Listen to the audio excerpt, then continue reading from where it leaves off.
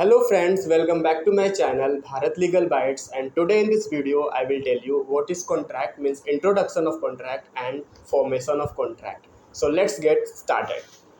Basically आज हम लोग बात करेंगे कॉन्ट्रैक्ट का इंट्रोडक्शन और उसके नेक्स्ट पार्ट में देखेंगे फॉर्मेशन ऑफ कॉन्ट्रैक्ट। तो कॉन्ट्रैक्ट का introduction, the law of contract is civil in nature.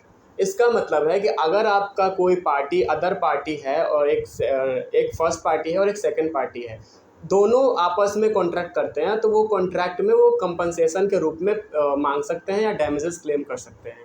आप इसमें कोई मर्डर वर्डर कुछ नहीं होता है, ठीक है। तो ये होता है सिविल इन नेचर। नेक्स्ट है विच कैन बी लिक्विडेटेड और अनलिक्विडेटेड। लिक्विडेटेड और अनलिक्विडेटेड का मतलब होता है कि इसमें जो कंपनसेशन होता है वो कोर्ट ऑफ इक्विटी या फिर जो कॉन्ट्रैक्ट फॉर्म हुआ है वो पार्टीज़ के कंसेंट पे लिक्विडेटेड भी हो सकता है और अनलिक्विडेटेड भी हो सकता है। Next is this law is use to enforce rights in persona, ठीक है। दो टर्म होती है legal term. First term is right in rem and right in personam. Right in personam का मतलब which means rights that can be claimed only against specific person. मतलब contract basically होता क्या है? कॉन्ट्रैक्ट वही है जो कि हम दो पार्टीज के बीच में करते हैं, राइट। तो दो पार्टीज के बीच में एक पर्सन के लिए राइट कोडिफाइड किया गया है हमारे इंडिया में, तो बेसिकली वो होता है राइट्स इन पर्सोनम। ओके, नेक्स्ट हम लोग देखते हैं कि इंडियन कॉन्ट्रैक्ट एक्ट आया कब है। तो इंडियन कॉन्ट्रैक्ट एक्ट 1872 आया है 1 सितंबर 1872। ओके, इसका ये डेट है और ये कोडिफाइड लॉ है हमारे इंडिया का। मतलब कोडिफाइड मतलब लिखा हुआ हमारे पास एक्ट है। तो अब बताते हैं कि फॉर्मेशन ऑफ कॉन्ट्रैक्ट कैसे बनता है, हम लोग कॉन्ट्रैक्ट फॉर्म कैसे करते हैं दो पार्टीज के बीच में, ठीक है। तो सबसे पहले अगर कोई कॉन्ट्रैक्ट बना रहा है तो उसके लिए प्रपोजल रखना पड़ेगा, प्रपोजल या ऑफर। अगर बिना ऑफर का आप कॉन्ट्रैक्ट कैसे बना सकते हैं? मान लीजिए कि मैं अपना एक बाइक है मेरा, वो बेचना चाहता हूँ, तो मैं अगर ऑफर रखूँगा कि भैया मैं अपना बाइक बेचना चाहता हूँ, तो जो मैं ऑफर रख रहा हूँ किसी के सामने, अगर वो एक्सेप्ट करता है तो ठीक है, हमारी बाइक बिक जाएगी। हम फिर जो भी उसके कंडीशंस है उसको फुलफिल करके कंसिडरेशन वगैरह। तो सबसे पहले हमें प्रपोजल रखना पड़ेगा। उसके बाद जो हमारी बाइक को खरीदेगा, बाय करेगा, उसको एक्सेप्ट करना पड़ेगा। तो पहला कंडीशन है प्रपोजल और offer. Next is acceptance. Acceptance दिखानी पड़ेगी आपको बाकायदा रिटर्न में या फिर आप ओरली या फिर इम्प्लाइड या एक्सप्रेस में करके आप एक्सेप्टेंस देंगे अपनी। फिर उसके बाद आएगा प्रॉमिस, क्योंकि एक तरह से हम लोग प्रॉमिस भी कर रहे हैं बाइक खरीदने के, मतलब मैं प्रॉमिस और वो प्रॉमिस ही हो जाएगा, ठीक है। तो मैं प्रॉमिसर उसको बोल रहा हूँ कि चलिए ठीक है, हम लोग प्रॉमिस कर रहे हैं बाइक खरीदने का, ठीक है। फिर उसके बाद कंसिडरेशन आता है। कोई भी अगर आप कॉन्ट्रैक्ट करते हैं तो बिना कंसिडरेशन का कॉन्ट्रैक्ट फुलफिल नहीं होता है। हालांकि एक्सेप्शंस है इसके, बट अभी हम लोग जो देखते हैं वो हम लोग इन फ्यूचर के वीडियोस में कवर करेंगे कि what are the exceptions of the consideration. But here let's talk about the basic nature. So पहले प्रपोजल रख दिया, acceptance, then promise, then consideration. आपका हो सकता है मनी हो सकता है या फिर कोई एक्सचेंज ऑफ गुड्स हो सकता है। कंसिडरेशन किसी भी फॉर्म में आप कर सकते हैं, ठीक है। उसके बाद बनता है, अगर कंसिडरेशन आपने डिसाइड कर लिया तो फिर हम बनाते हैं अग्रीमेंट। तो वो जो आपने प्रॉमिस किया था या सेट ऑफ प्रॉमिस किया था वो बन जाता है अग्रीमेंट, ठीक है। इस अग्रीमेंट के बाद अगर ये अग्रीमेंट इन्फोर्सिबल बाय लॉ हो जाता है, ठीक है, अगर ये अग्रीमेंट इन्फोर्सिबल बाय लॉ हो जाता है तो ये बन जाता है कॉन्ट्रैक्ट। तो बेसिकली ये होता है फॉर्मेशन ऑफ कॉन्ट्रैक्ट। अब हम लोग देखते हैं कि ये फॉर्मेशन ऑफ कॉन्ट्रैक्ट कहाँ पे लिखा हुआ है, किस सेक्शन में है और कैसे कैसे होता है, ठीक है। अब हम लोग देखते हैं कि हमने बात करा फॉर्मेशन ऑफ कॉन्ट्रैक्ट, जो उसके स्टेप्स थे कैसे फॉलो कर करके कैसे कॉन्ट्रैक्ट बनता है। अब देखते हैं कि कॉन्ट्रैक्ट इन्फोर्सिबल बाय लॉ और क्या क्या कंडीशंस है जिसको फुलफिल करके कॉन्ट्रैक्ट बनता है। All agreements are contracts if they are made by the free consent of parties competent to contract for a lawful consideration and with a lawful object and are not thereby expressly declared to be void। ये कहाँ पे लिखा हुआ है? ये मैं bare act से पढ़ के बता रहा हूँ आप लोग को। ये लिखा हुआ है section 10 of the Indian contract act 1872। All such agreements which satisfy the conditions mentioned in section 10 of the act are contracts। ठीक है, जो भी मैंने अभी बताया, फॉर एग्जांपल आप पार्टीज जो होनी चाहिए वो कम्पिटेंट टू कॉन्ट्रैक्ट होना चाहिए, माइनर कॉन्ट्रैक्ट नहीं कर सकता। अगर माइनर कॉन्ट्रैक्ट बना रहा है तो that will be void, okay, void हो जाएगा वो कॉन्ट्रैक्ट। और लॉफुल कंसिडरेशन होना चाहिए। आप कोई भी कंसिडरेशन दे रहे हो, मतलब जैसे मैंने बताया मनी के फॉर्म में, या फिर कोई गुड्स दे रहे हो, या फिर कुछ सर्विस दे रहे हो, उस कंसिडरेशन वो लॉफुल होना चाहिए लॉ के नज़रों में। वो कोई आप चरस गांजा या कुछ भी ऐसा कंसिडरेशन करके आप नहीं बना सकते। कोई भी इलीगल चीज़ आप कंसिडरेशन के रूप में नहीं दे सकते, वो कॉन्ट्रैक्ट वैलिड नहीं माना जाएगा। और ऑब्जेक्ट जो आप बात कर रहे हो जिस चीज़ की, जैसे कि मैंने आपको एग्जांपल दिया था बाइक की, ठीक है, तो उस बाइक वो हमारा लॉफुल ऑब्जेक्ट है। अगर मैं बोल रहा हूँ कि मैं ड्रग्स बेचूंगा, तो वो ड्रग्स जो है वो लॉफुल ऑब्जेक्ट नहीं है, वो कॉन्ट्रैक्ट वैलिड नहीं माना जाएगा क्योंकि वो इलीगल है, ठीक है। और बात करते हैं कि एक्सप्रेसली डिक्लेयर टू, अगर कोई भी चीज़ है ऑलरेडी लॉ के द्वारा या फिर गवर्नमेंट के द्वारा या कोई अथॉरिटी के द्वारा वर्ड डिक्लेयर कर दिया गया है और उसका मैं कॉन्ट्रैक्ट कर रहा हूँ, तो that will be also not valid contract. तो ये जो इंसेंसेस दिए गए हैं सेक्शन 10 में, अगर ये सेटिस्फाई करता है तो आपका जो एक अग्रीमेंट है वो कॉन्ट्रैक्ट के रूप में बदल जाएगा, ठीक है।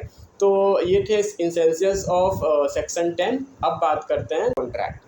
तो देखते हैं कि इसके कहाँ कहाँ डिफाइन किए गए हैं। तो section 2A of Indian contract में प्रपोजल और ऑफर को बताया गया है कि एक ऑफर होता क्या है। बेयर एक्ट में आप पढ़ सकते हैं, बेयर एक्ट ले लीजिए आप लोग, और बेयर एक्ट से आप एक एक चीज़ को पढ़िए, it will be very very beneficial for you guys.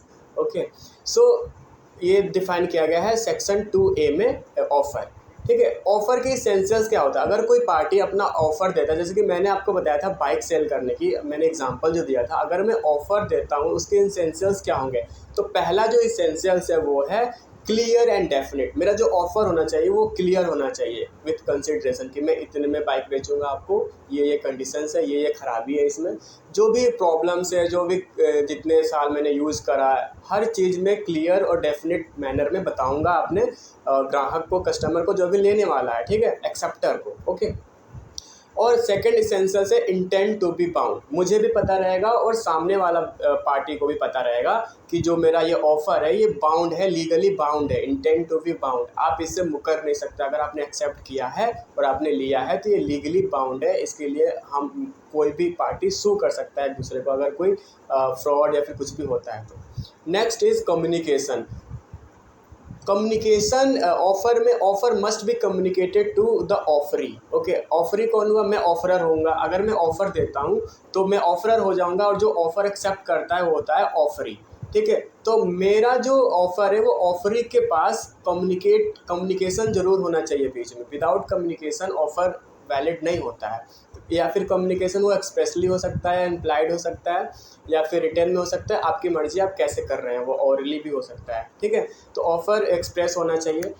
एक और टर्म है इसमें, distinguished offer and invitation to treat.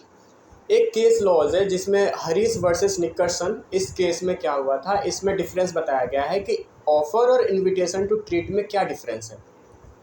तो जो इसमें कोर्ट ने कहा था, एक जो डिफेंडेंट है उसने ऑक्शन सेल में एडवर्टाइजमेंट डाला था जिसमें उसने बताया था कि मैं ये मेरा प्रोडक्ट है, मैं इतने में बेच रहा हूँ, प्राइस टैग वगैरह लगाया था। तो वो एक एडवर्टाइजमेंट था जो कि इनवाइट कर रहा था लोगों को कि उसके ऑक्शन सेल में आए और वो उसका बाय करें जो भी प्रोडक्ट था, ठीक है। तो कोर्ट ने बताया कि ये सिर्फ और सिर्फ इनविटेशन टू ट्रीट था। इस ये अगर वो कोई भी प्लेंटिफ जो है अगर वो एक्सेप्ट करता है आपका ऑफ़र, वो कॉन्ट्रैक्ट नहीं बनता है, वो एक इनविटेशन टू ट्रीट है। तो ये इस केस लॉज में ये बताया गया हरीश वर्सेस निकर्सन। तो इस केस लॉज को आप डाल सकते हैं अपने एग्जाम में या फिर आप लिख सकते हैं, it is very important. So 2A में ये डिफाइन किया गया, ये कुछ टर्म्स थे। और हाँ, एक और चीज़, ऑफ़र के दो कॉन्सेप्ट्स भी होते हैं, एक काउंटर ऑफ़र और एक cross offer. Parties counter offer भी कर सकती है और क्रॉस ऑफ़र भी कर सकती है, तो ये आप लोग देख लीजिएगा। नेक्स्ट देखते हैं सेक्शन 2B जो कि बात करता है एक्सेप्टेंस। अब हम लोग बात करते हैं एक्सेप्टेंस जो कि दिया गया है सेक्शन 2B में। इसको समझने के लिए सबसे पहले हम समझते हैं एक केस लॉज जो कि MP हाई कोर्ट द्वारा किया गया है, द गजेंद्र सिंह वर्सेस नगर पालिका निगम Gwalior. It has been held by the MP High Court that if an authority calling tenderers decided not to go ahead and accept a tender, the tenderers or even the highest tenderer could not force the authority to accept the tender and enter into contract. कोई भी authority या फिर कोई भी highest authority एक person को या tender को, किसी को भी फोर्स नहीं कर सकता आप एक्सेप्टेंस देने को। अगर आपकी मर्जी है, आपकी कंसेंट है, विलिंगनेस है, तो आप ऑफ़र को एक्सेप्ट कर पाओगे। अदरवाइज आप ऑफ़र को नहीं चाहते एक्सेप्ट करना तो आप रिजेक्ट भी कर सकते हैं। ठीक है, कुछ इसेंशियल्स है एक वैलिड एक्सेप्टेंस को देख लेते हैं हम लोग। तो पहला इसेंशियल्स है एक्सेप्टेंस शुड बी कम्युनिकेटेड। कोई भी एक्सेप्टेंस आप अपना कंसेंट दे रहे हो कि मुझे बाइक खरीदनी है तो आपको वो बतानी पड़ेगी, कम्युनिकेट करना पड़ेगा। ठीक है, ओरली रिटर्न कैसे भी आप कम्युनिकेट करके बताएंगे। नेक्स्ट एक्सेप्टेंस है acceptance should be absolute and unqualified. ठीक है, ये एब्सोल्यूट आपका एक्सेप्टेंस होना चाहिए। ठीक है, अनक्वालिफाइड होना चाहिए। नेक्स्ट हमारा इसेंशियल्स है should be made in some usual and reasonable manner. अब वहाँ पे अनसाउंडनेस नहीं होना चाहिए, आपको रीजनेबल मैनर में और यूजुअल मैनर में आपको ही एक्सेप्टेंस देना होगा। ठीक है, नेक्स्ट इसेंशियल्स है it should be made while offer is still subsisting. मतलब अगर अब मेरा ऑफर अभी चल रहा है, मैंने रिवोकेशन नहीं किया है, रिवोकेशन ऑफ ऑफर नहीं किया है, तो ही आप एक्सेप्ट कर सकते हैं। अगर मैंने ऑफ़र दिया कि मुझे 20,000 में बाइक बेचनी है, ठीक है, अगर मैंने अभी दिया है और वो ऑफ़र स्टिल पेंडिंग चल रहा है कि हाँ मैंने अभी ऑफ़र रखा हुआ है, सबसिस्ट हो रहा है, तो ही आप उसको एक्सेप्ट कर सकते हैं। अदरवाइज़ अगर मैं बोलूँ कि अब नहीं बेचनी मुझे बाइक, मुझे या फिर कोई मैंने चेंज वगैरह कर दिया, तो आप उसको ऑफ़र को एक्सेप्ट नहीं कर सकते। ये था ऑफ़र सेक्शन 2B। नेक्स्ट बात करते हैं हम लोग सेक्शन 2C, जो कि प्रॉमिसर और प्रॉमिस डिफाइन किया गया है। You can check on bare acts, you will be familiar to that term. Next बात करते हैं सेक्शन 2D कंसिडरेशन। कंसिडरेशन होता है, कंसिडरेशन को आप बेयर एक्ट से पढ़ सकते हैं, जो कि मैंने अभी बताया था। कंसिडरेशन क्या होता है, मनी के फॉर्म में गुड्स एक्सचेंज करके आप कैसे भी कंसिडरेशन दे सकते हैं। ठीक है, तो ये होता है कंसिडरेशन। 2E में बताया गया है कि एग्रीमेंट को डिफाइन किया गया है सेक्शन 2E में। व्हाट इज एग्रीमेंट, सो वो उसको देखते हैं। एग्रीमेंट सेक्शन 2E में लिखा हुआ है इंडियन कॉन्ट्रैक्ट एक्ट में, every promise and set of promises forming the consideration for each other is an agreement. For each other, यहाँ पे जो टर्म यूज़ किया गया है ध्यान दीजिएगा। ईच अदर का मतलब कि मैं जो बाइक बेच रहा हूँ, ठीक है, सामने वाले को बाइक मिल रहा है, मेरा एक उसको कंसिडरेशन मिल रहा है, ठीक है, और मुझे क्या मिलेगा, पैसे मिलेगा 20,000, मेरे लिए वो कंसिडरेशन है। तो हम दोनों के लिए कंसिडरेशन हो रहा है, तो वो हो गया अग्रीमेंट। हमने अग्रीमेंट कर लिया, तो वो, और हमने बहुत सारी प्रोमिसेस भी करी, एक हम आपको बाइक देंगे या फिर इतने में देंगे, तो सारी प्रॉमिस को मिला के जैसे कि सेक्शन 2E में डिफाइन किया गया अग्रीमेंट होता क्या है। ठीक है, और सेक्शन 2H में डिफाइन किया है कि कॉन्ट्रैक्ट क्या होता है। ठीक है, an agreement enforceable by law is a contract. Basically जो भी एसेंशियल्स को सेटिस्फाई कर दे, सेक्शन 10 जो हमने देखा था, उस एसेंशियल्स को सेटिस्फाई कर दे, वो बन जाता है कॉन्ट्रैक्ट आफ्टर एग्रीमेंट। ठीक है, तो आज हम लोगों ने कंप्लीट कर लिया इंट्रोडक्शन ऑफ कॉन्ट्रैक्ट और फॉर्मेशन ऑफ कॉन्ट्रैक्ट। आप लोग बेयर एक्ट ले लीजिए, बेयर एक्ट से काफ़ी हेल्प होती है, उसमें इलस्ट्रेशन भी दिए गए हैं। तो हम लोग अब इस कॉन्ट्रैक्ट की सीरीज स्टार्ट कर रहे हैं, जिसमें हम लोग एक एक topic, general principles of contract, contract 1 जो है, कॉलेज में 2 कॉन्ट्रैक्ट पढ़ाए जाते हैं, पहला कॉन्ट्रैक्ट 1 और दूसरा कॉन्ट्रैक्ट 2। तो हम लोग जो पढ़ रहे हैं वो कॉन्ट्रैक्ट 1 पढ़ रहे हैं। तो इसमें हम लोग जो जो टॉपिक्स कवर हो सकते हैं, हम लोग इस सीरीज़ में कवर करा देंगे कॉन्ट्रैक्ट 1 का। तो बने रहिए हमारे साथ, नेक्स्ट वीडियो में मिलते हैं आपको एक नई टॉपिक के साथ। तो उसके लिए आप मेरे चैनल को सब्सक्राइब करिए और उसके साथ साथ लाइक कीजिए। अगर आपको कोई डाउट है तो you can ask in the comment below.